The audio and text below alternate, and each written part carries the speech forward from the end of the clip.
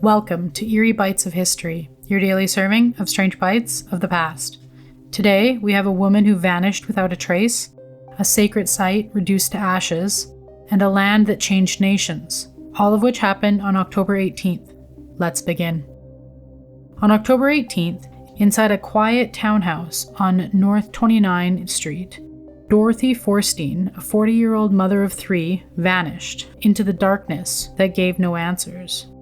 That night, her children were asleep upstairs when a noise woke them. Her young daughter, Marcy, peered through the railing and saw something she would never forget.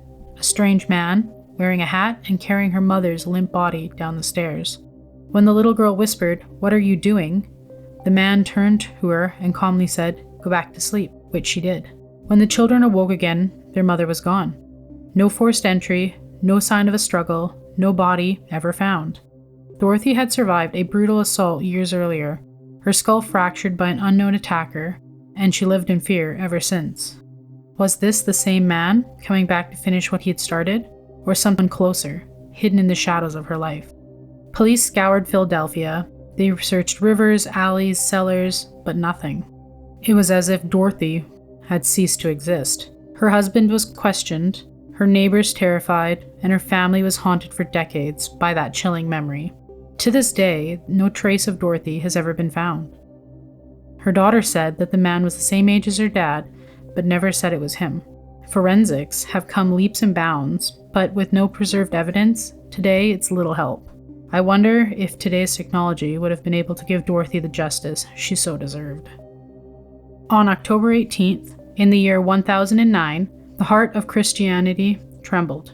Under the cold desert moon of Jerusalem, Allah Akim Bayram Allah issued the unthinkable command, the total destruction of the Church of the Holy Sepulchre, the sacred site believed to hold the tomb of Jesus Christ himself. For days, hammers and axes echoed through the holy city. Stone by sacred stone, the church was torn apart, the marble floor split open, its relics burned, and its altar reduced to dust. Witnesses claimed that the ground seemed to quake with every blow, as if the heavens themselves recoiled. News spread like wildfire across medieval Europe. To many, it was the ultimate desecration, a wound so deep that it would help ignite centuries of holy war. But the story didn't end there. A decade later, Al-Hakim vanished. One night, he rode into the desert and never returned. Only his blood-stained clothes and wandering donkey were ever found. Some say he was murdered by his own guards. Others whispered that divine retribution had claimed him. The earth swallowed a man who tried to destroy a holy resting place. And so the ruins of that holy church became more than rubble. They became a warning echoing through the centuries. That power, no matter how absolute, can vanish just as suddenly as a man in the desert night. They thought they could silence faith with fire and stone. People's resilience and faith has no limits, and it's amazing to see. The church was rebuilt in the year 1048 and continues to be updated since then. On October 18th, 1867, a cold wind swept through the harbor of Sitka, Alaska.